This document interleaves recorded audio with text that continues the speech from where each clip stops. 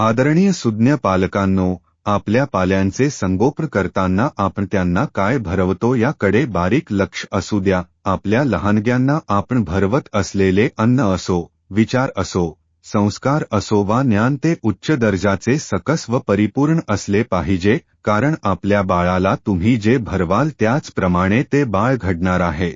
तुम्ही चांगलं भरवा, सुदृढ बालक तयार होईल, वाईट भरवा, कुपोषित बालक निर्माण होईल. मुलांना ज्ञान देणं किंवा संस्कार करणं, अन्न भरवणं हे सुपीक जमिनीत बियाणं पेरण्यासारखं आहे.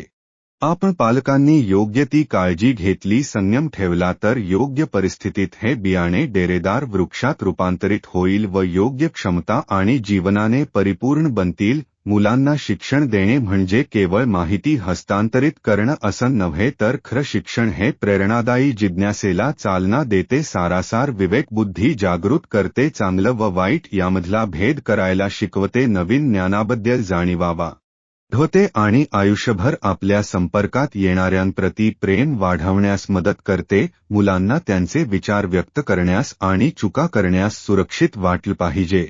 त्यांना हे समजलं पाहिजे की हे दोन्ही शिकण्याच्या प्रक्रियेचे मौल्यवान भाग आहे.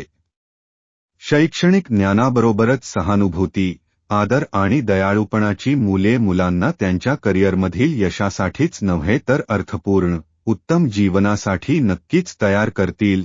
आणि हो पालकांनो, आपण आपल्या पाल्यांना केवळ पुस्तकी हुशारच नाही तर समाजासाठी सकारात्मक योगदान देणाऱ्या चांगल्या मनाच्या व्यक्ती बनण्यास प्रयत्न केले पाहिजे. मुलांना ज्ञान देताना लक्षात ठेवा की आपण फक्त त्यांचे मनात विचार पेरत नाही, तर आपण त्यांच्या हृदयाला आणि आत्म्याला देखील आकार देत असतो. लक्षात घ्या, भारताचा खरा विकास हा भारतातील पुढच्या पिढीला सुजाण, न्यायप्रिय, कष्टाळू, निगर्वी, निर्व्यसनी व ध्येयवादी म्हणून घडविण्यात आहे. धन्यवाद. पुन्हा भेटू. माझे चॅनल जर सबस्क्राईब केले नसेल तर जरूर सबस्क्राईब करायला विसरू नका.